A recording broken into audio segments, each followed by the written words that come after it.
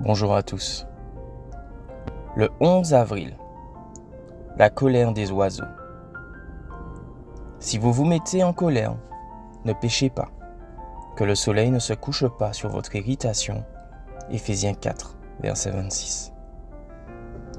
En 2009, Rovio Entertainment sortit Angry Birds, un jeu vidéo dont l'intrigue commence lorsque des cochons verts volent les œufs d'un groupe d'oiseaux.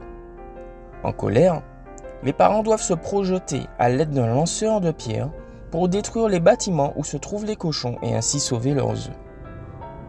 En 2015, Angry Birds devient la franchise de jeux gratuit la plus téléchargée de l'histoire.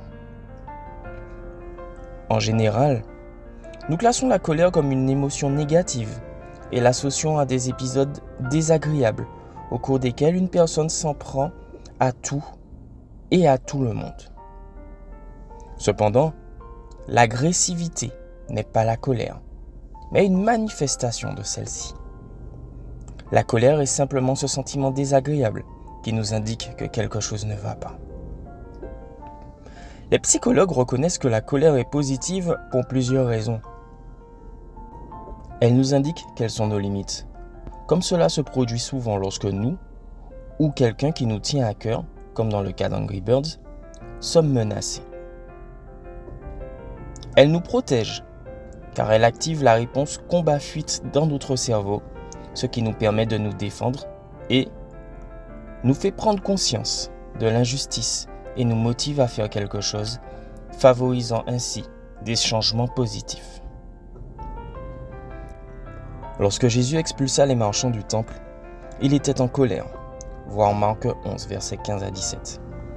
Et sa colère n'était pas seulement le résultat de la profanation du lieu de culte, mais aussi de l'enrichissement illicite des marchands en exploitant les pèlerins, la fraude et l'extorsion. De la même manière, il existe aujourd'hui des situations qui devraient nous mettre en colère, comme le racisme, la traite des êtres humains et l'exploitation des plus faibles. Si ce genre de situation ne suscite pas notre colère, c'est que quelque chose ne va pas chez nous. Mais il ne s'agit pas de passer notre vie à rendre justice. Après avoir purifié le temple, Jésus a mis en pratique les conseils du verset d'aujourd'hui. Marc note: quand le soir fut venu, Jésus et ses disciples sortirent de la ville. Marc 11, verset 19. Le maître ne laissait pas sa colère s'étendre toute la journée, car il était conscient que la laisser perdurer trop longtemps la transformait en amertume. En tant que chrétiens, nous avons le devoir de parler au nom de ceux qui n'ont pas de voix et de défendre ceux qui sont sans défense.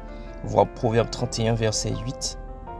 Sans laisser la colère nous consumer ou rendre notre vie amère. N'oubliez pas que la justice relève en fin de compte de la responsabilité de Dieu. Voir Romains 12, verset 19. Bonne journée à toi.